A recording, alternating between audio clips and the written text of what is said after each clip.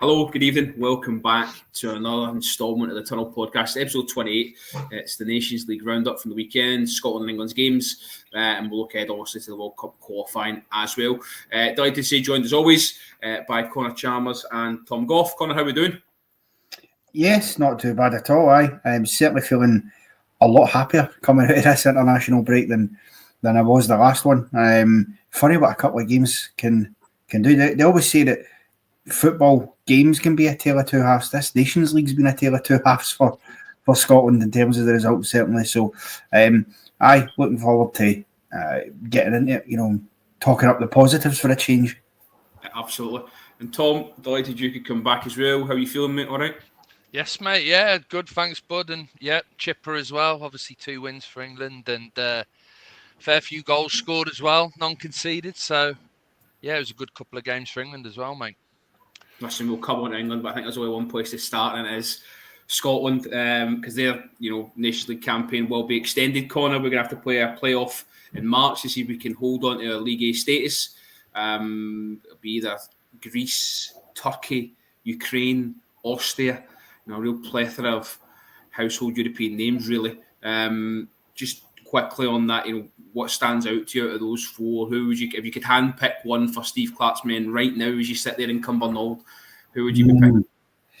It's tough. They're all of a very, very similar quality. I mean, we've seen what Greece are capable of in their campaign. I mean, they matched England point for point and were ultimately undone just on a goal difference head-to-head kind of record in the end, so they could have been top in their group. So that tells you where they are, and certainly they could cause problems. Personally, if I could handpick it, I'd probably be going for Austria or Ukraine. I'd fancy those before I'd fancy Turkey and Greece, because Turkey are another one who have of recent years been a bit of a resurgent team, you've got to say. They've popped off a couple of really good results and be a tough place to go as well. It's a long old fight as well with Turkey, at least with Ukraine and Austria. It's maybe not quite as far for the travelling. Plus, with Ukraine and Austria, we've got recent history against both those teams, and positive recent history. We beat Austria, I think, twice, of course, and was it the Euro qualifying a couple of years ago? Ukraine, mixed bag with them, of course. They beat us in a playoff a couple of years ago when we sort of, I think, made them feel a bit too much at home coming to Hampden, but very much winnable games then, I would say. And the form we're on, if we can keep playing the way we've been playing going into it, then, I mean, don't get me wrong, there's a long way to go now. There's a good few months, so twists and turns and injuries can happen, but assuming that doesn't, then I would certainly say we have a chance no matter who we get. But yeah, I think Ukraine or Austria would be my preferred options. Tom, you look at those sides, 3 from pot 2 in the World Cup qualifiers, and obviously Austria are a pot 1 side. Scotland, listen, don't let that deceive you. They're in pot 3. We handpicked their own friendlies leading up to the Euros. Also played England, France, Holland. Had one of those games been against a lesser side and we'd picked up just a draw, would have been a pot 2 side. So it's really, small margins in terms of the coefficient. You've obviously seen Greece over the last 2 games. Austria were eye-catching in the Euros as well. Yeah, well, like Connor was saying, I don't know. I think probably out of those teams, I think probably Ukraine. I think definitely, but I'm not too sure about Austria because, like you said, how well they performed in the last Euros tournament. They were a really enjoyable team to watch. Very good going forward. I thought they were really good, organised outfits. So I haven't, in terms of this Euro Nations and how they've done, etc. I'm not too hot on how they've performed and the results that they've got. But they've got some good players, and I think they're probably a team on the up. Whereas you look at someone like Ukraine, where they have been on a bit of a downward spike, haven't they? Didn't perform well in the Euros tournament. Struggling a little bit, and everything that's obviously going on in the country, I think, is playing its part, isn't it? So, Greece is an interesting one because they obviously did well in the group with England, but they were a little bit hot and cold, weren't they? When they were good, they did look they did look good, and they did look a match for, obviously they got the result at Wembley against England, but there was a couple of times where I watched them where, they were struggling a little bit. So they do seem to blow hot and cold a little bit. Turkey as well. I think, I agree with Connor on that one. I think Turkey are a tough team, especially away from home. The atmosphere that their fans generate it's really tough place to go. And they had a good tournament as well, didn't they? They got through to the knockouts, surprised a few people. So they're all all those teams are tough. But I'd think if I was a Scotland fan, I'd much prefer to come up against either Ukraine or Greece. I think they'd be your best chances of winning those playoffs. Listen, if Wales can go to Istanbul and get a draw, then I'd have high hopes for this Scotland side. Connor, let's talk then, about the two games. We'll kind of mash them up. I don't want to go through play by play because we want to get to the beds at some point this evening. But I would say the Croatia game, maybe we rode a luck at times. However, McGinn comes on, we get the goal, we get the victory, and I think we take that bounce over to Warsaw, where we were in places scintillating. I really thought Billy Gilmore was terrific. I'll even throw an extended gratitude out to Kenny McLean because I thought he played well with the piece as well in both games. But I wanted to highlight, Ben Doak. I feel like we're always talking about on this podcast. Has he kind of revitalised Steve Clarke and how he's been received with the Scotland fans? Which I think 3-4 games ago, before prior to Ben Doak, people were kind of at the end of their tether almost with Steve Clarke, thinking, look, we need to maybe go for a Davy Moyes. I mean, you were even on that boat as well. I think I was too. So has Ben Doak, as I say, not, and also that change of formation at the back, given Steve Clarke a new lease of life heading into this playoff and also then the World Cup qualifiers? I think it has. I think it has to a degree. I mean, I think it was always clear that something was going to have to change a bit. There was a bit of change required, not drastic change. But there wasn't a lot going wrong in terms of, you look at the opening 3 fixtures we played, they were all tight games. We were in every single one of them. Lost them all by a goal in the end, so it's not even as if we got blown away. But there were mistakes being made that were harming us. And even in the Croatia game there, you've seen elements of, not taking chances when they felt it is, because we had, plenty of chances in that game that we could have got more than the one goal, which would have really helped us pile the pressure on Croatia going to, playing Portugal in the final day. As it wasn't as being, it was only 1-0, and that can happen, especially when teams go down to 10 men the way Croatia did, and then they had to change their game plan and become very tight defensively and go on the counter attacks, which they done quite effectively because they got through quite a few times with 10 men. And I would just say as well, as an aside, the referee did make the right decision in sending him off for me, because if you're on a booking and then you go into a challenge like that, okay, it's maybe a bit harsh, but he does catch the player sort of just below the knee line.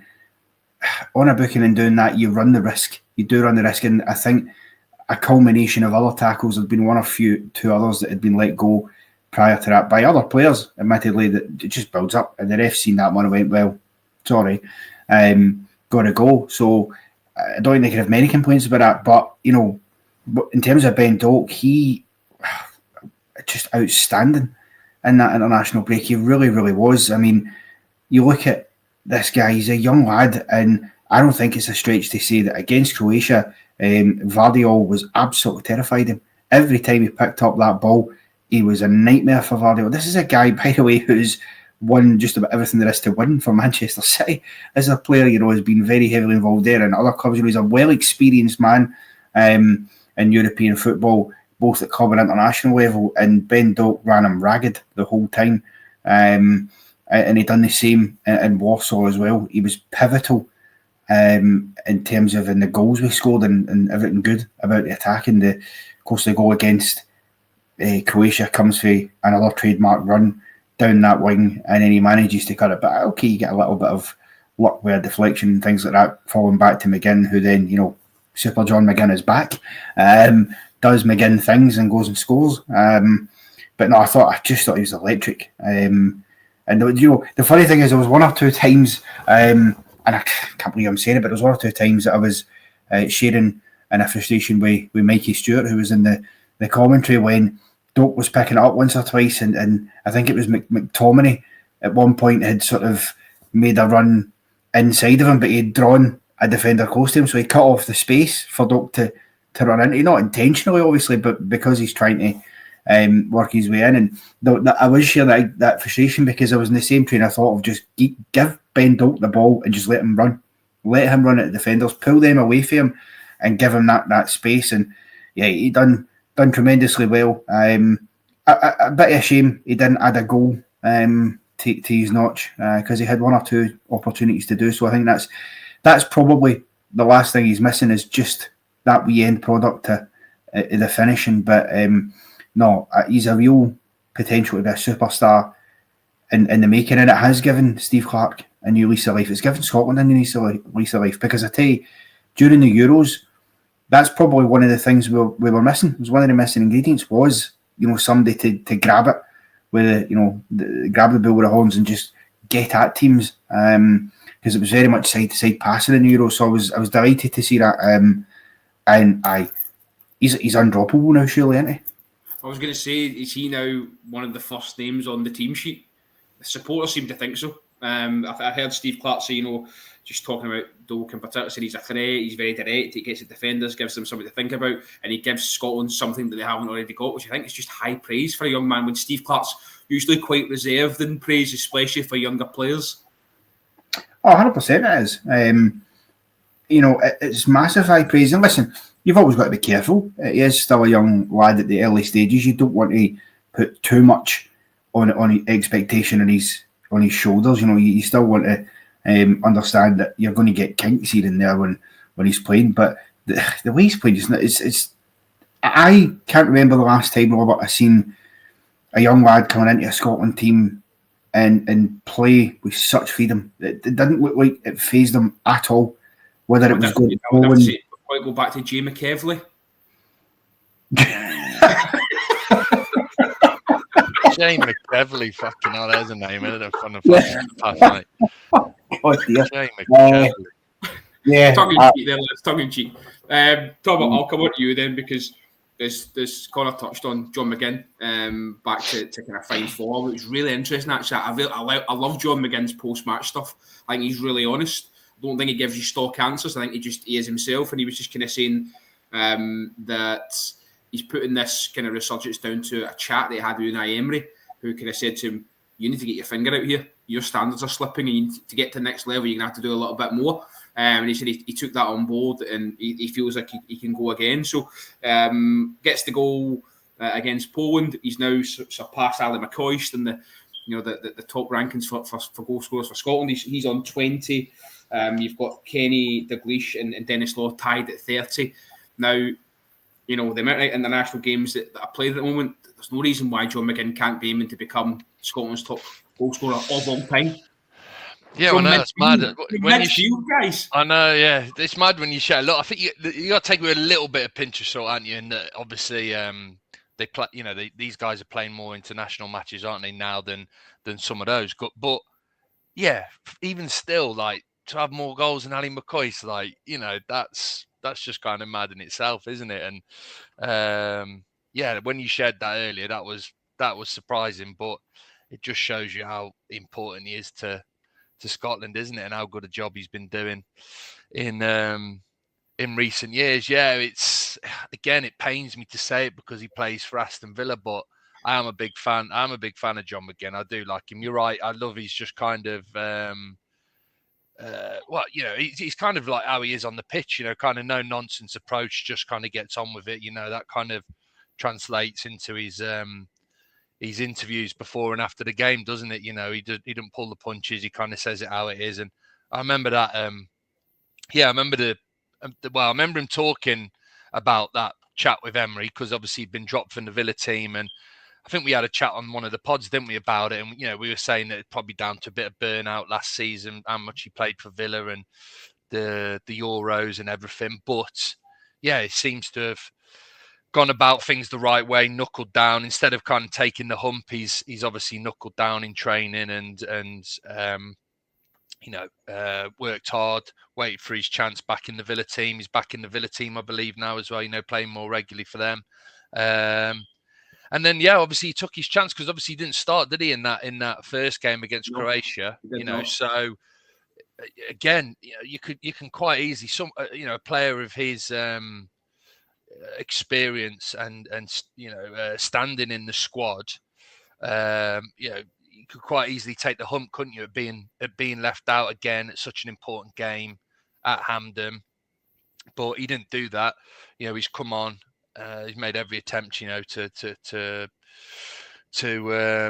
make his mark, and he's done that by getting that important goal right at the end. And then, I think Clark's obviously felt, well, I've probably got to start him in the next match. But then, how many minutes was it? It was only a couple of minutes into the game against Poland, wasn't it? And that was, by example. He got a little bit lucky with the goal against Croatia, but nothing lucky about that goal against Poland, was there?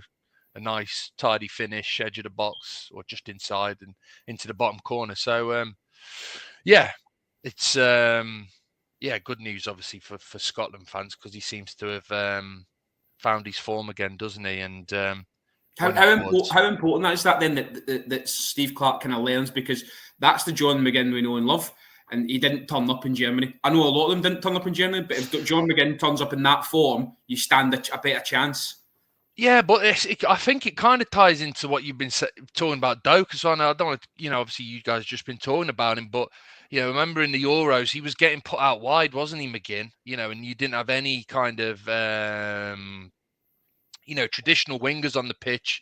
And you didn't have any traditional wingers on the pitch, and McGinn was having to play out wide. And I think, when you've got players like Doak out wide, who's such a good outlet in those last two games, it undoubtedly helps those guys in midfield to have more of an impact as well. And when McGinn's in the middle playing in his favoured position, then that's when he's at his best, isn't it? So I think I've said this before. I liked him when he was at Hibs before he joined the Vile mate. So he's a class player, and it's good to see him back in the team doing well for you guys.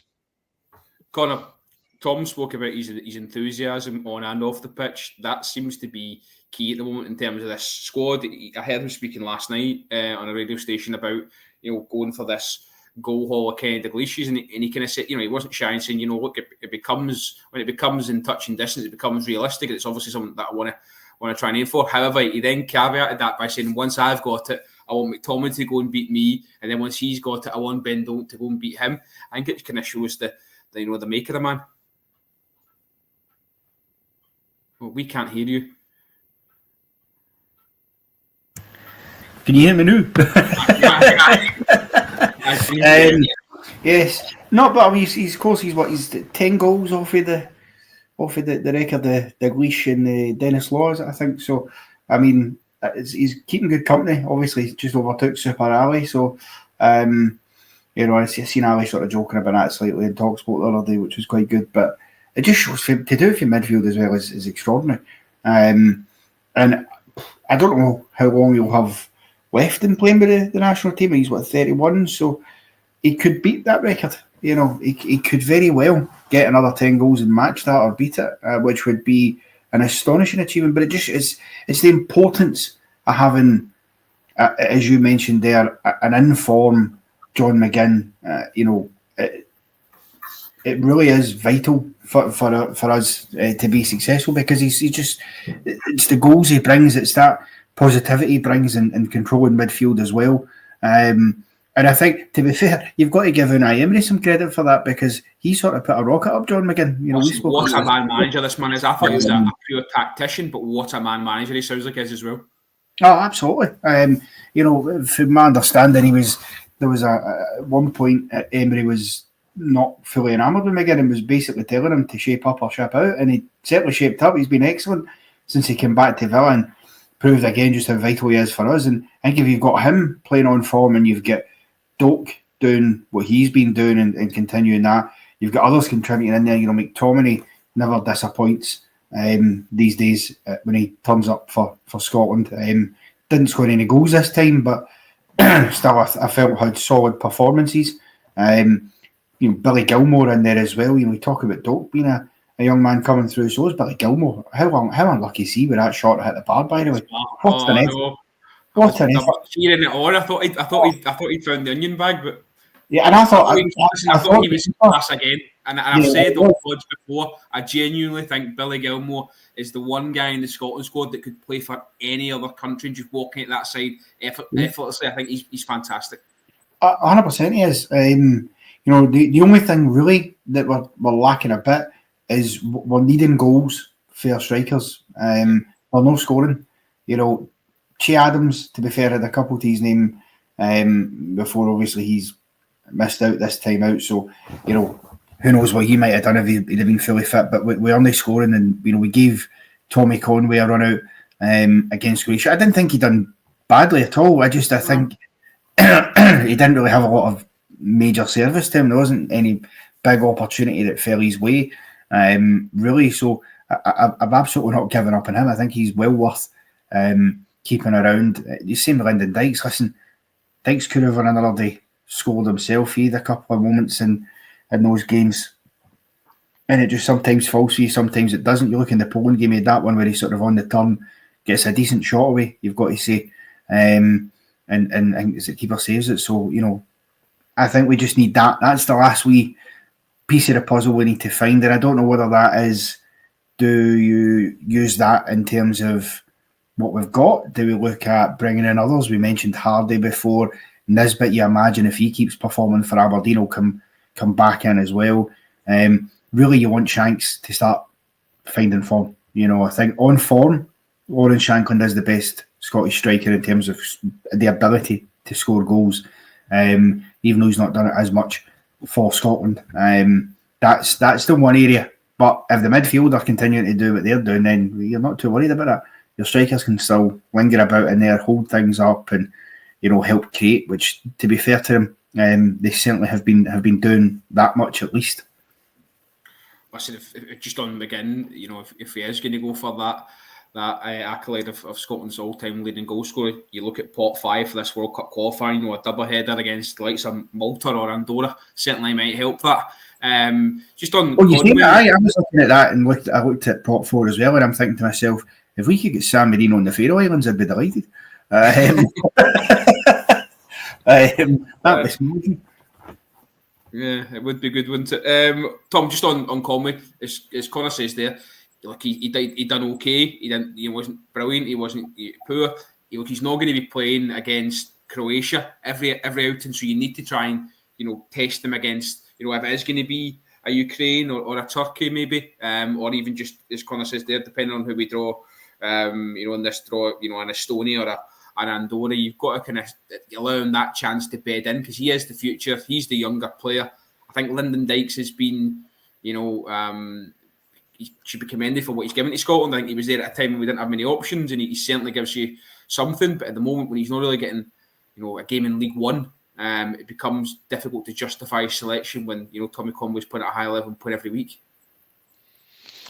Yeah, I think you're right. I think he's got to be given a chance, hasn't he? I think, out of the strikers that you've got who are in the squad, I think maybe you could argue Shankland hasn't been given a full opportunity yet to show what he's capable of, but Dykes and Che Adams definitely haven't they? Those two have had plenty of games for Scotland. So yeah, Conway, you can't judge him off the back of that one game. He's got to have a few games. You'll get a few games under his belt before you can truly start judging the guy and as to whether he's gonna fit and fit under Steve Clarke and how he approaches games, his tactics, etc. But I'm a big fan of his. I really rate him. He's a top player at championship level, and I was glad to see him start against Croatia because I think we'd said in the pod before that I didn't think that he would. I felt Clarke would probably err on the side of caution and maybe go for someone like Dykes who he's obviously played a lot more, and you know what you're going to get from him. So yeah, it was good to see him to get a start. And obviously, I didn't watch the game live. I've only kind of caught up with match reviews and the extended highlights. But yeah, from what I've read, he did okay. Like you said, he didn't. He wasn't fantastic, and everyone was raving about him. But on the flip side, he didn't put in a poor performance either, where he was getting hammered by the press afterwards. So yeah, I think you're right. I think like you've just said, kind of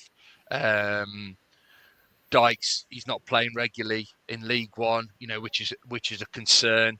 Che Adams is obviously an interesting one because he's gone across to Italy, and he's started off really well with Torino, hasn't he? So, he's obviously still going to be in the picture.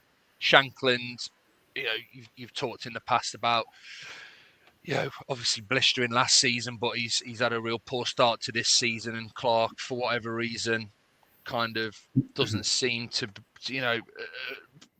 be willing to put his faith in him for one reason or another, does he? And give him a real run of matches. So yeah, I think Conway. Yeah, if I was Clark, that would be my approach. I think, like you said, in terms of how old he is, the level he's playing at.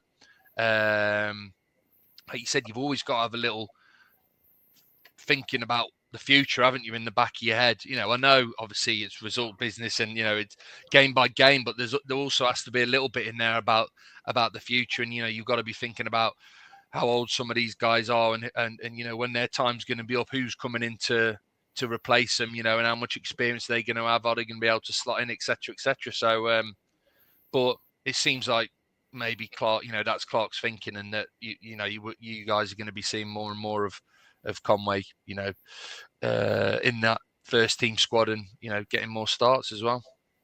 Yeah, just on that, I think it is just about giving him more game time and more starts.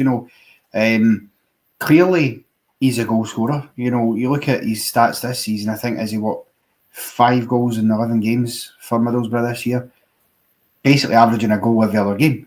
That's not a bad return at all. Obviously, there's the connection there as well. Him and Ben Doak, both playing at Middlesbrough, so you'd imagine there'd be a chemistry between those two to a degree. But certainly, I think he needs more time, and this is the thing with Steve Clarke. He's going to have to back his horse here, really. Who is going to be your number one? I know it's been Lyndon Dykes for a wee while, but I think it might be time to shift that. Listen, there's definitely a place for Dykes in the squad. I said it before. What Lyndon Dykes gives you is he's a very, very good hold-up player.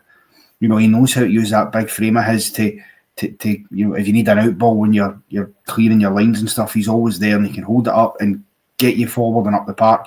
And that is a massively important part of the game. You need that. It's something that I don't think Che Adams, for example, does so well. Although, Connor, is it something that I know, fit and firing Lauren Shankland can do as well?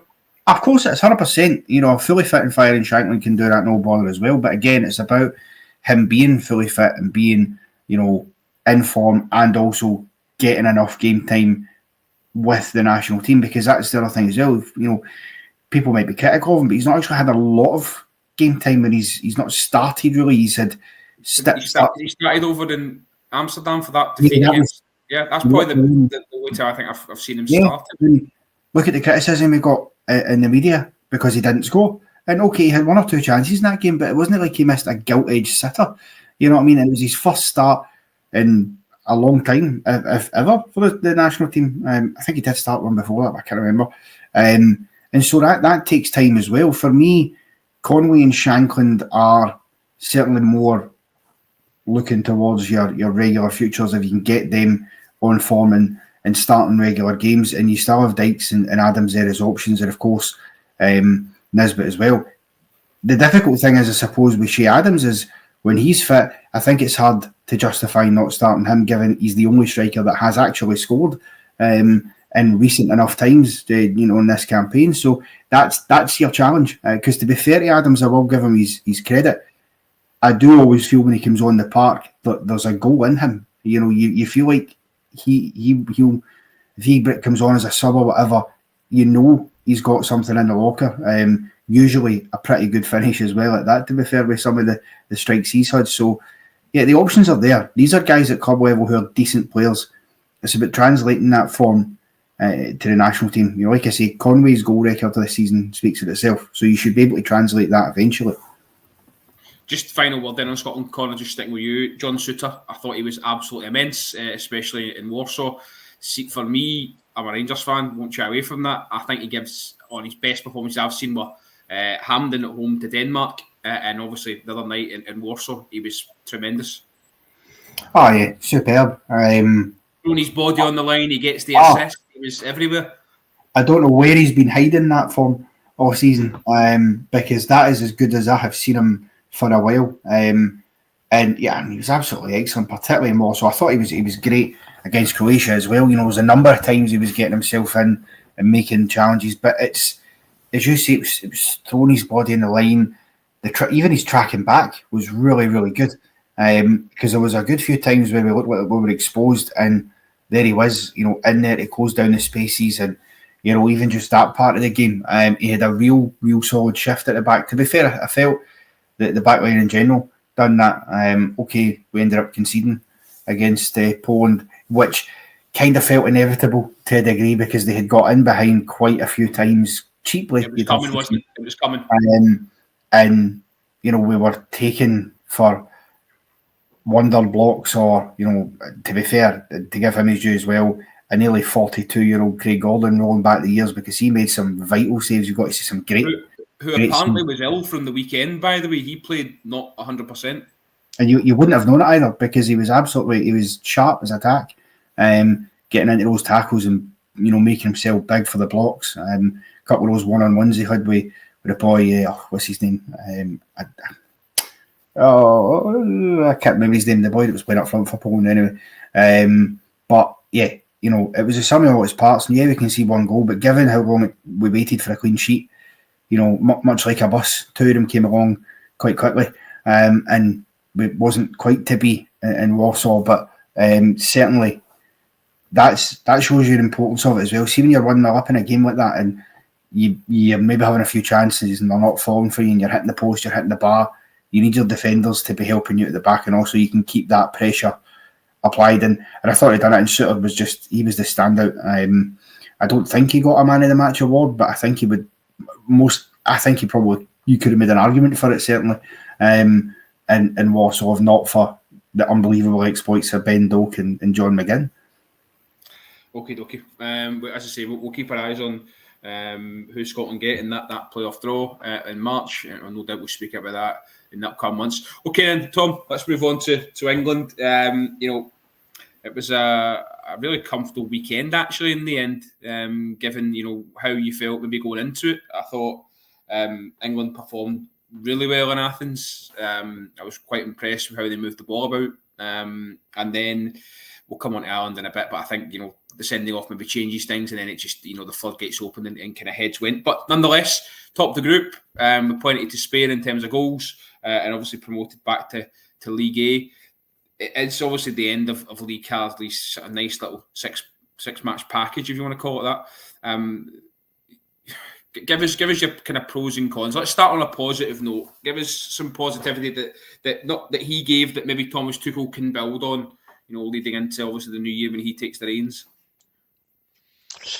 Yeah, well, I think obviously the first big positive is that we won the group. You know, it was a bit of a close call in the end, but you know, we obviously managed to top the group, which was would have been his brief. You know, get promoted back into the top to the, you know, the Group A. So that's the big positive. But I think in terms of other positives, I think the big one for me was the new, you know, the amount of new players that he brought into the mix, you know, and seeing just, you know, whether those guys have maybe got the potential, the ability to you know, remain in that England squad, you know, moving forward in the future. I think, you know, under Southgate, he's very much had his kind of core favourites, hasn't he? It wasn't too long before he settled in the job, and it's pretty much been the same bunch of players ever since. There obviously has been kind of guys coming in and out, but he seemed quite reluctant at times, Southgate, to kind of take a risk and give certain players a chance, especially those performing well, for their domestic teams. Look, okay, Southgate, in terms of qualifiers, etc., there's probably more at stake than what Carsley had at stake in terms of the Nations League. He probably did have a bit of kind of free rein there to experiment a bit, shall we say? One, because it was the Nations League, and two, because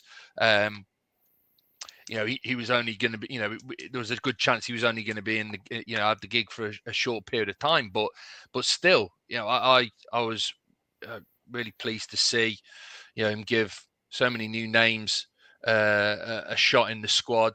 And, I think there was quite a few of them who performed well and have definitely kind of, given themselves a good chance of being involved in, Thomas Tuchel's first squad when he takes charge, and he's got to pick his squad. Look, we just had a comment through there from Steve Quinn. He's made a good point. He didn't have much choice, though, did he? Yeah, definitely this last squad, with the amount of dropouts he had, the players that kind of said they weren't available. That's a fair point. But even still, the guys that then came in and who he then, started, especially in those two last matches, what was at stake, and how we obviously needed to get a result in those two games if we had any chance of finishing top. You've got to say it's a big positive, and you've got to kind of tip your hat to Lee Carsley, haven't you? So I think I was thinking about it today, actually, and I think I was probably a little bit harsh, wasn't I, in a couple of those early games? You think back, I was kind of giving him a bit of stick, wasn't I? Because results weren't panning out as you'd hoped. Yeah, results weren't panning out. The first couple of games, I think, we won the first couple of games, but not very convincingly, and then obviously we lost to Greece at Wembley, and I think that was the big negative for me, was that game where I don't know whether Carsley kind of got a bit carried away, or he thought he had it. He thought he had this international, senior international game, locked in. He knew what he was doing, but that game at home to Greece, he obviously tinkered with the team, experimented way too much. Didn't start with an out-and-out striker. And it just completely backfired on him. But he learned his lesson fast, because the two games past that have just gone, he reverted back to that tried and tested formation, that served us well, in recent times. Put players in their favoured positions, their correct positions. And started with a number 9 on both occasions. Yes, that's it. Yeah, and obviously we got two good results. So do you know what? I think overall, Carsley's, I think he's done himself no harm whatsoever. I don't think. I think the experience and that he's had in these 6 matches, I think he's come out better for it. I think, like you said, I think there's been more pros than there has cons for him. And do you think he'll be relieved to go back to the 21s? I don't know. That's an interesting one, Or do you think he was kind of warming to it, the media stuff and being in front of the camera? Because that's the kind of bit that I thought he was struggling with slightly. Yeah, I agree with that. I think, he did seem a bit nervous and not very confident, shall we say. I don't know whether that's just his demeanour, his personality. He does seem to kind of err on the more quiet side, doesn't he, and kind of keeping himself to himself. But I don't know. It'd be interesting. It was, I was going to ask you guys, has that been confirmed then, that he's just slotting back into the under-21 job, is he? Or it was mentioned sort of in dispatches the other night during the game that he was going to kind of go back down to that role. Yeah. Well, I think that then, the experience is only going to do him the world of good. He's going to be going back into that role. Some of those players could, Tuchel might not fancy some of those players that he brought in to the senior squad who are still eligible for him in the under 21s. So, him giving those guys, some senior experience is only going to help them and improve them. So, let me just push it in. Connor, I want to bring you in on that fact, actually. Do you reckon that's why he's done that? Because let's be honest, some of these guys aren't going to, Thomas Tuchel's going to come in and he's going to bring back in Phil Foden, he's going to bring back in Cole Palmer, he's going to bring back in Declan Rice. So some of these guys aren't going to be, there's not going to be enough room for them, numerically. So what Tom says, got a bit of truth to actually. Maybe he's giving these guys a taste of it, because when they come back for him, they're going to be desperate to get another taste. So they might go that extra mile. Yeah, I think that would be a factor in it, no doubt. Because you make these players hungry, then you'll get more out of them when they do drop back down to under 21 level. I feel sorry for some of them. I think some of them will more than have merited staying in the squad, but as you say, because of the quality and depth and the. So who? Name me some names. Who would you feel sorry for? I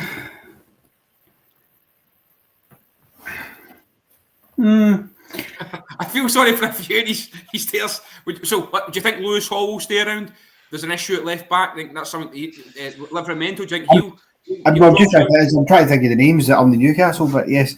Well, listen, Lewis Hall and Tino Livramento certainly I would have sympathy for, because I think with Lewis Hall, the guy's only just getting his first taste, and I get it. He's one for the future certainly, but he's not done anything wrong that would deserve him just being dropped out. I think part of the issue in times gone by in England, and Tom will know more than me, has been this idea that because of the name value of certain players, that when available they have to be in the squad no matter what, even if there are other players at the time who are playing better than they are and who maybe actually deserve the nod more. And that's the thing, But listen, there'll be sturdier tests to come, certainly for England. I think you look at World Cup qualifying, that probably won't bring much of a test to them, because being in pot one, England should beat just about anybody who's in pot two. They shouldn't really have no problem at all. Might struggle with one team in pot three, though, mightn't they? Certainly one team in pot three they should be really quaking in their boots at. But let me just bring Tom, come back in here, because he's obviously mentioned, Connor's obviously mentioned the Newcastle boys, and I was expecting him to do that. However, let's go higher up the pitch then. Let's bring a couple of names in, like Morgan Rogers, Morgan Gibbs-White. So they're going to be two guys that are definitely, I think, going to drop out for likes of Saka or Foden. Can those two guys feel hard done by, or are those two guys you think Thomas Tuchel should be keeping around and having a better look at? No, I think as much. I don't think Gibbs White did enough. I know he got a couple of cameos off the bench, but I think he's one that's definitely just going to be a flash in the pan. A flash in the pan, a Carsley call-up. Should we call it that? Carsley, I like that. He's going to be a Carsley call-up. And I think Morgan Rogers, I think it's just a little bit too early. I think he will be an England starter, in the future. But I just think with, like you said, some of the guys that haven't been featuring prominently over this over these Nation League matches, who have just got more experience playing for bigger teams, etc., who are definitely going to get ahead of him. I think, the interesting one for me was, Gomez in midfield. I thought, that just kind of shocked everyone, but I was quite impressed with when I saw him, and I feel that, those kind of central midfield. I know Declan Rice has got one of those, those positions locked down, but I think Bellingham himself prefers to play further forward, and there's potentially a position, a midfield position up for grabs next to Rice.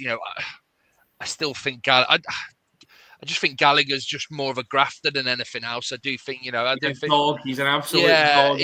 He's just a grafter, and I think, it sounds a bit harsh, but I kind of think, top international level, I think you need more, that role. And you do need to be a bit of a ball player as well, and be able to kind of make passes through the lines and have a bit of playmaker in you as well. And I don't know if Conor Gallagher kind of ticks that box. So, I was quite pleased with what I saw from Gomez. Whether he's going to come in as a starter, but I think in terms of an addition to the squad and an option, I think that was probably. Would he be ahead of Kobe Mainu?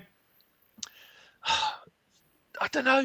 Where's Mainu, Adam Wharton? Where's Adam Wharton? He's injured, isn't he, Wharton, at the right, moment? Okay. But that's why he hasn't been involved. And you're right. I think Wharton is. He's going to be further down that list now with all these other guys. There's also which is something I wanted to put to Tom, because there's also an interesting new factor that could be added to this, because obviously there's been talk recently that Ben White is apparently going to make himself available for the national team again. Now, I understand some England fans will balk at that and go, well, no, he turned down Southgate, he didn't come then, but he obviously had his reasons, and I don't think you can ever just completely rule a player out forever and go, that's it, he can never do it now, and he is a top defender, Ben White, so you'd have to think that Tuchel, not being the dyed-in-the-wool Englishman, just purely wearing these logical managers hat, will be looking at him because he's one of the best. I think he will. I think he'll give a clean slate. No one knows.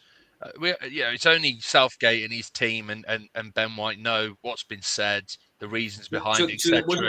It was a falling out with Steve Holland, wasn't it? Yeah, Holland and Southgate. So look, I think I'd make a bet now that Tuchel will come in and he'll say, look, clean slate. Because, like you said, Ben White's probably the best English right back at this moment in time, isn't he? So, I think Tuchel will give him the opportunity. I know it will upset, a portion of the England fans out there, but you've got a plethora of right backs. You need a left back. Where are these left backs coming from? Yeah, well, look. I thought Hall and Livramento did well when they played. Again, it wasn't kind of, wow, what a performance. But I thought they performed really well, and they've not done themselves any harm. We can speculate all we want, aren't we? It's going to be really interesting that first Tuchel squad announcement, because then that will confirm then who out of if any of these guys that have had a call up and had some game time on the cards, if any of them have impressed Tuchel, because he will undoubtedly.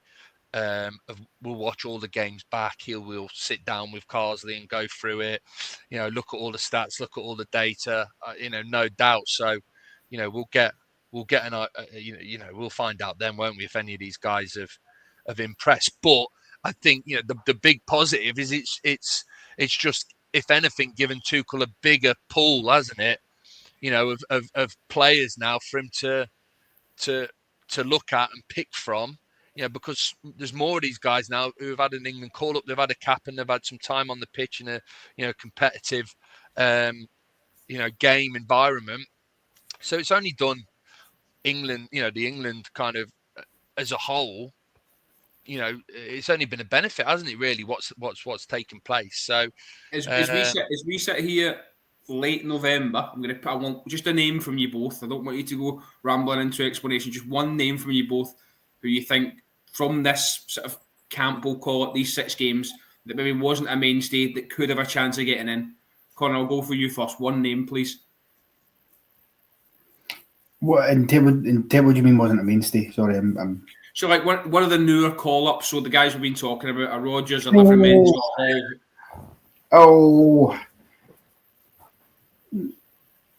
I mean, I was going to say Anthony Gordon, because there's no way he should be dropped ever. No. He's already in. He was at the Euros. And gets his goal there as well, by the way, which I was delighted for him. I'd probably say Tino Livramento. I think when you look at the fact that is a position that prior to him, obviously, Kieran Trippier was sort of one of the main men in there. Livramento, I don't think, done himself any harm at all. And given, I think, to be fair, the lack of full-back options England have got, that's not a deep talent pool for them. Why not? Tom? I think I'd go Curtis Jones. I think he's done really well. I think I was when I was talking about Gomez, I was trying to think who was it I was thinking about earlier on, because I was thinking earlier on in the day who's impressed me as well, and it was Curtis Jones. I was going to say, so I'd say Curtis Jones.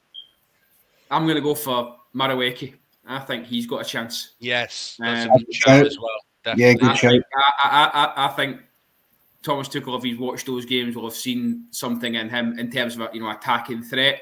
He looked lively in both games, I thought. So yeah, he's my shout to hang around. So I will wait and see on that point. Then yeah, let's kind of just finish up then on Tuchel. By the way, you better make sure that when that announcement gets made, that Nick Pope is back in that squad and not James Trafford. Just to be clear. You see me put it in the private chat. That's what the call was. He's got to learn. England put 4 toon lads on the pitch and they go and thump Ireland and they thump Greece. Come on, I mean, we know where it's clear. It's clear. Just on that, then obviously we've spoke briefly about Potts and stuff. Tom, I mean, is there anyone that you'd be kind of wary of in a World Cup draw, or England that just find these qualification things just really routine, don't they? Yeah, it's been some time now, hasn't it, since England struggled, or it's got down to the last game or even the last couple of games, and there's still a chance of England not qualifying. It's always been wrapped up quite early doors, hasn't it, and been fairly routine. So obviously I want England to qualify, but you know what, I would much prefer a group where there was some tough encounters in there, not only because it's exciting as a fan, but also, and again, you kind of touched on it a little bit, Rob, is that I think if you've got a decent group and some tough games in there, I always think that kind of better sets you up going into a tournament. If you've had some trickier opposition and some tougher matches in the group, and you've managed to get through it, qualified, I think that's only going to benefit you as a team and fill you with more confidence going into the tournament. So, look, I think I was looking at all the teams in the different groups. You could end up with a really difficult group. There's some tough teams. I was looking at just like you look at some of the kind of Scandinavian teams that I think are starting to, they've dipped over recent years, but I think a couple of those teams like Sweden, Norway, these kind of guys I think are on the up. So I think there's definitely a few of those nations that sit outside the top group that you definitely want to be a little bit wary of. And look, I'm not just saying this because you two are sitting here as well. I don't think anyone would be wanting to draw Scotland out of Group 3. Do you know what I mean? No. Off the back of what you've done, in this, you've still got a chance of being in the top group, of the Nations League. Croatia, Portugal, Poland. You've given all these guys a game, run for their money, picked up some wins against them. I don't think anyone would be wanting to draw you guys, as that pot 3 team. So, yeah, we'll see. Again, looking forward to seeing who England get. And like I said, I would prefer a bit of a test because I think it will set us up better going into the tournament. But also, I think it'll Tuchel will have to get grips things quickly, won't he? And adapt quickly and kind of get up and running as quickly as possible. So yeah, we'll see. Connor, just as Thomas says there, but no one's going to want to play Scotland. Does it kind of trying to put a positive spin on being in pot 3? Does it help us in the fact that maybe playing against bigger nations or nations that are going to come and have a go, where we need to go and kind of exert ourselves, we're better suited to that at the moment? At the moment, yeah. I think being in the Group A, the Nations League, I think at the very least has helped us in that regard because, you are playing top teams there. We've played teams in that Nations League, and I think you've got one of them in pot 2, obviously you've got Portugal sitting in pot 1, where you would imagine. So it definitely helps, no doubt about it. Those weren't easy games, and ultimately finishing that campaign with 7 points in the bank, I think at the start of that, looking at the games we were playing, you'd have probably taken that. You'd have went, right, okay, yeah. And you're still in with a sniff of staying up, which can only help as well. You stay up, then we'll get another group of good teams to go up against, and that's important. I don't think there's anything for Scotland to fear. I think topping a group and getting automatic qualification for the World Cup is going to be an extremely difficult thing. You know, I would say pot A, pot one. Sorry, is maybe split in half. There's some teams in there that I'd maybe fancies against: Croatia, Switzerland, Denmark, Austria. You've mentioned who we've given a game. Belgium ain't much these days. Belgium, I would say so. Yeah, I think those are certainly teams that you could look at and think, there's a chance. You know what I mean? But what we do have, I don't fear anybody who sits in pot 2. I really don't. And I think to myself, you know that if you finish as one of the best runners up, then you're into a playoff anyway. So for me, I think that would be a more than doable path for Scotland to get there. Because see, the thing is as well, and I don't know about Tom, I think sometimes the lack of competitive games England actually play, I think impacts on them when they go into these major tournaments. I agree. I think it does, because you're going through all these qualifying campaigns not really being tested. There's maybe the one game in there that can throw up a tester. You know, the last time it was like Italy and North Macedonia. But I think you go through that and then you usually then end up getting an easier group stage draw as well in the tournament, albeit in the World Cup that's slightly different. So you're not really getting your first major test until a knockout phase game. And so it's how do you keep that intensity level going when you don't often have to get out of second or third gear in some of these games? Whereas with Scotland, we constantly need to keep it going, and sometimes we end up, the last 2 Euros, for example, we've almost burnt ourselves out before the tournament and then just not performed. I was going to say, it must be nice to get going in the knockout stages, Connor. We'd love that. We'd give a right hand to get going in the knockout stages at the minute. Absolutely. All I'll just say to finish on, pot 1 England, pot 3 Scotland, pot 2 Wales. Could it happen? Yeah. Oh, that would be crazy, wouldn't it? Yeah, that would be tasty, wouldn't it? What you boys want? I was saying, I think probably Austria. Well, Croatia probably. I think after doing them in the Nations League, Croatia, then probably Wales, maybe. I think Croatia, Wales, that'd do for you, wouldn't it? If you got those two, which I'd take over Wales. I'd take a Slovakia or a Croatia or a Czech Republic for me. Yeah. I think when you get these home nations, seems to lift you a little bit, doesn't it? And I do think Bellamy's doing okay. It's a good start for him. Yeah. I'll tell you what my ideal group would be. I'll tell you the group I would like if I could pick it. I'd be having. Do you know what I actually haven't seen recently? I was about to say San Marino, but no, I'd be having Liechtenstein. I'd be having. San Marino now. They've got a couple of wins under their belt. no, I'm just thinking. Clearly, Liechtenstein must now be the worst team in the world because they've been beat twice by San Marino, and San Marino put 3 past them. But yeah, take them. I think pot 4 again. I would probably want to avoid Luxembourg or Bulgaria for pot 4. So I'd have Liechtenstein, let's say Latvia, Finland. No, Finland. That's the rank pot corner. Slovakia. I'd have them. I don't think I'd. Do you know what I want Wales. Wales for the British Derby. Let's have that. So let's say Liechtenstein, Latvia, Wales, and Croatia, because we've got a decent record against them recently. I think that's a group we could get out. It's not a bad group. You'd fancy it. Tom, just finish it off. You pick your England group. He's picked his Scotland one. Well, like I said, I'm hoping for quite a strong group. Obviously, I want England to get through, top of the group and qualify with no issues. But again, I'd like to see a bit of a test. I think a team from pot 2 who are on the up, got some real good kind of players is the Swedes. I'd like to have the Swedes in our group. They've got Gyökeres and Isaac up top for him. two top strikers. Why have you listed a Newcastle player at 15? I know, mate. He's loving it. Mute him. I know, yeah. But I'd like to see the Swedes. I think they'd prove a real tough test. They're a team definitely on the up. Pot 3, man. I'd love it to be Scotland just for obviously the crack, against the bitter rivals and all that. I think it'd be, but I don't know. Looking at the we'd see an interesting dynamic in these podcasts. That's for sure, Rob. You're easily the strongest team in there. I'd go for Scotland or Ireland. Just like you said, a home nation game. I think, yeah, it ups the ante, doesn't it? Did you not think much to Albania at the Euros? Did you not think they'd maybe give you a test? That's a good point, that is. Yeah, I forgot about the Albanians. They were real surprise package, weren't they? And the Georgians are in there as well. Yeah. To be honest, yeah, I kind of retract that. I still think you're the strongest team in there, though, at this moment in time. Again, I'm not just trying to butter you boys up. You're all right.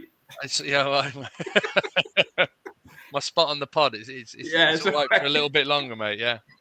And then I don't know, mate. Like, I know it sounds harsh, but you're getting into the dregs, aren't you now? Pot 4 and pot 5. Like, I don't know. Faroe Islands, mate. Channel Islands are in there as well, you know? Shetland Islands in it, mate. Pot 5. Vatican City I'll have from pot 5, mate. That'll do. Let's not talk about the Vatican City, Connor. Right. Okay. Lads, good ever. Steve Quinn, thanks for joining us all the way through, mate. If you ever want to come on, more than welcome to. Although I don't know if South Africa are going to make it to the World Cup, let us know who they're going to get in qualifying. Connor, my thanks as always. Tom, brilliant. Really enjoyed that. We'll be back again at some point very soon. Keep an eye on the old socials. But yeah, thanks very much for your time. We'll see you again soon.